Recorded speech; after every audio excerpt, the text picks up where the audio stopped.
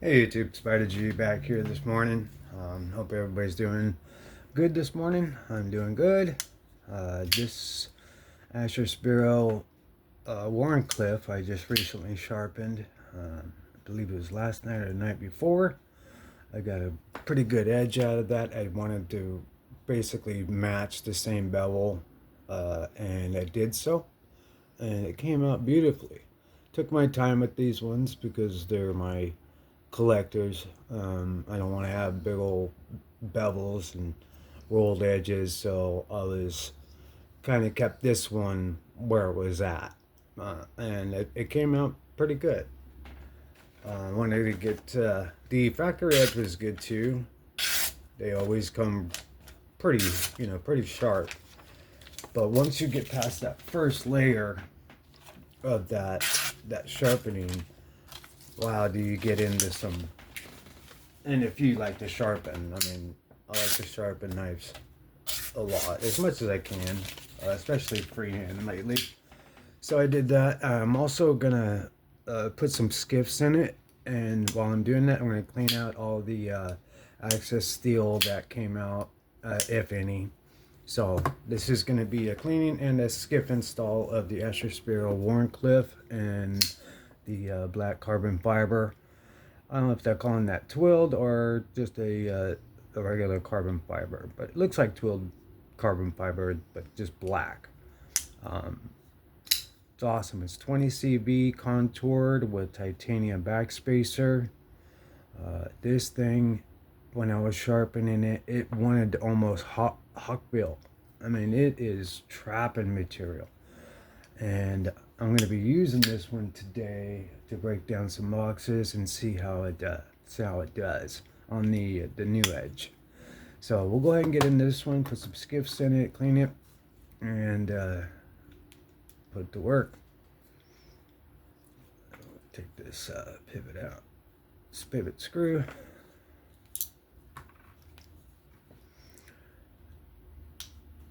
And I believe they're going to be 5 millimeter 1/16 or 3/64. It's one of the two. I don't believe these are 6 millimeter pivots. So, and I have plenty of the 5 millimeter. I have some 3/64s if need be. Okay, so let's go ahead and put these to the side. Put that bearing out. Come on out. All right. So, got everything that is a sharp blade. Let's put that out of play for now till I clean it. All right. Now, let's take the old recommendation card. We got 5 millimeter,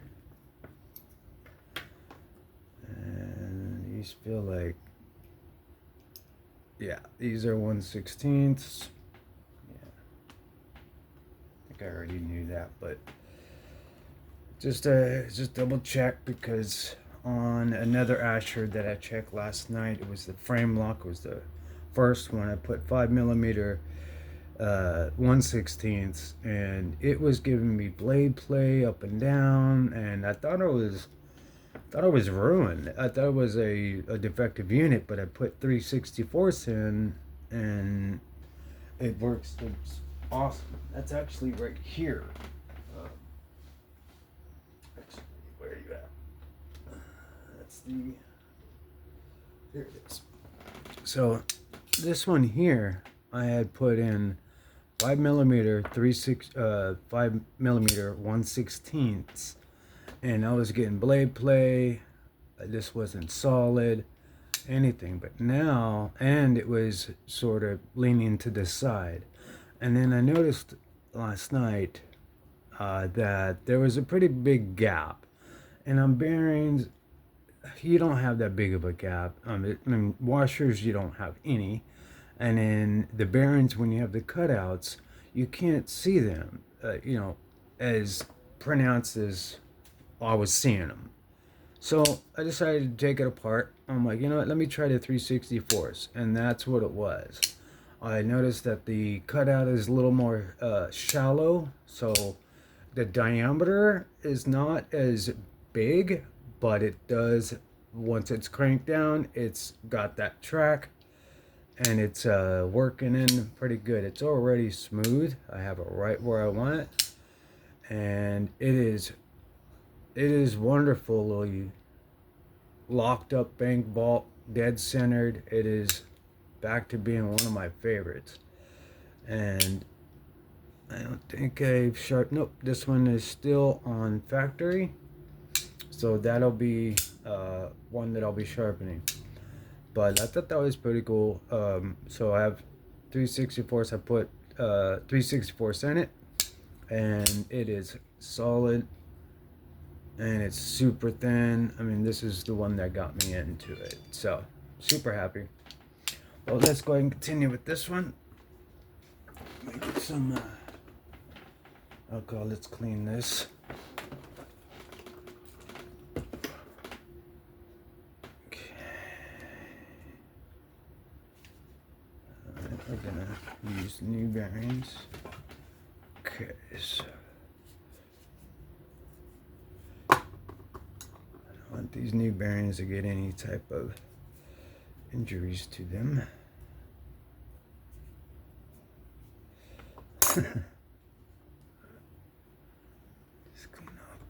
Just clean off all the surfaces here. Make sure there's no residue. I sometimes just poke holes in here just in case. Go all the way through. Good to go. Alright. Now, let's get the 364 or the 5mm, 1/16. There we go. And these we'll put, because these are still really good bearings, so for now I'll just put them in here. Alright, now let's go ahead and sit these particular ashers. You gotta get perfect. The D shape faces this way so that the liner could go right up on top. Okay, let's lubricate these, put some KPL on these skiffs. Let's put a little dab in there. And then let's go ahead and lube up the other one. I have enough on there for that one too. And then I'm just gonna get inside the hole there. And then this, I'm just gonna right around the area where the bearings are gonna spin. So I'm gonna put this back, dry off my hands a little bit. Alright, so skiff installed on that side. Let's go ahead, put this one on this side.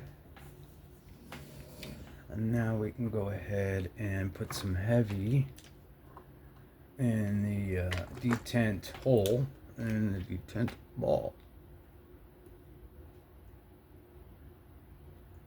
These are really just bad to the bone knives. The Spiro drop point, the Warncliffe, the crossbow Warncliffe and M290 is awesome. I mean, that one is a super slicey, and I'm curious to see how these ones do, and I think they're going to do very good. So, all right, so skiff installed, and let's go ahead and just a little dab. Oh, that was incredibly too much, but all right. It's all right. I squeezed it like I was squeezing the heavy, so it just came pouring out. All right, so let's wipe down this outside portion inside just for to make it dry and even. Alright.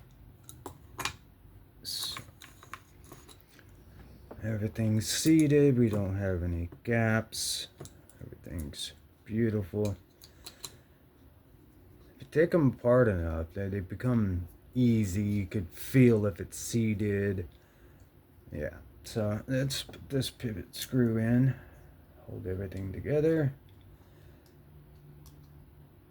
Not the T6. Yeah. Okay. Just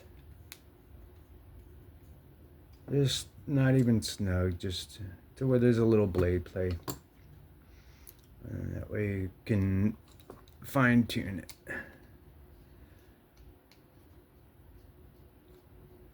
It was already pretty smooth. You know what? Just make these snug. I'm not trying to crank it while that knife is open. Alright. Safety first. Just now healing from my cuts on the stone and from the knife. So last thing I want to do is get another open cut and have band-aids again all over my fingers. Alright. So I just made the wire clip just snug or pretty cranked down because this one's small. It's not going to move too much. Yeah, let's go ahead and button you up. Let's see. I'm going to turn it this way. Get it centered.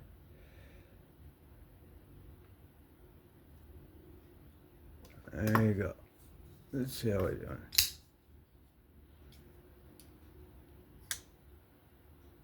It's not centered. See, there's that nub again where it comes down to your finger. You don't have to risk it coming all the way down and hitting your nail. This nub comes down, hits your thumb, and then the rest just comes right home. And so you can go ahead and wear in this new track. There was no washers to flip, so I'm working in the new track on the Tang and with these new ones. I haven't really fidgeted with it to make any type of track on the Tang or in the cutouts, so it's pretty good. This is like a brand new. It's basically all intents and purposes. It is brand spanking new. Just sharpened it, put skiffs in it. Yeah, this thing is ready to go. Let's just make sure it's where I like it. I also want to make sure I clean off the lock face for any type of potential lock stick or prevention, because I did put a lot of KPL in there and it will be oozing at the ends, so you may have to do that a couple times. It might even come out the pivot. Just be careful with that, or just be vigilant on getting lubrication on the lock face. But that's cranked down to where I like it. One good shake. Boom. And as it continues to break in with these wonderful skiffs, yeah, that's all intents and purposes, that is dead nut centered. Perfect. Just crank it right down to, yep, right down where I like it. So this one's ready to go to work. That was the skiff install for the Spiro Warnny in black carbon fiber. That was a great one. If you just found this interesting, a like, sub, comment would be great.